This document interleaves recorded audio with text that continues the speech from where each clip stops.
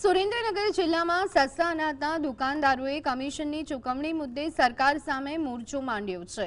છેલ્લા 6 મહિનાથી વળતર ન મળતા આર્થિક સ્થિતિ કફોડી બની છે, જેને પગલે દુકાનદારોએ જિલ્લા પુરવઠા અધિકારીને રજૂઆત કરી સામૂહિક રાજીનામા આપવાની શરૂઆત કરી।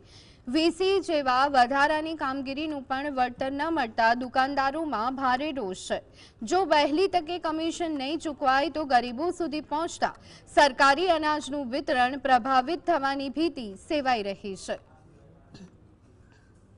એનું વળતર કેમ નહીં? સીડીપીસી એ કામગીરી અમારા નોલેજ બહારની વાત છે અને એ વીસીએ કામ કરવાનું હોય છે, તો અમારી ઉપર આ પ્રકારનું કોઈ દબાણ ન થાય એવી બાબતે અમે સરકારમાં રજૂઆત કરવાયા છે। નિયમિત અમને પોષણક્ષમ જે આવક મળવી જોઈએ એ મળતી નથી। યોગ્ય કમિશન સરકારના પરિપત્ર પ્રમાણે અમને આજ તારીખ સુધીમાં સુરેન્દ્રનગર જિલ્લાના ઘણા બધા વેપારીઓને અમને કમિશન મળતું નથી અને સરકારમાં જે કમિશન અમને મળવા પાત્ર છે એ સ્પર્શ અને ગુજરાત સરકાર બંનેની સ્પષ્ટતા અમારા દુકાનદારોને આજે પણ અસમજમાં અને અસ્પષ્ટ છીએ।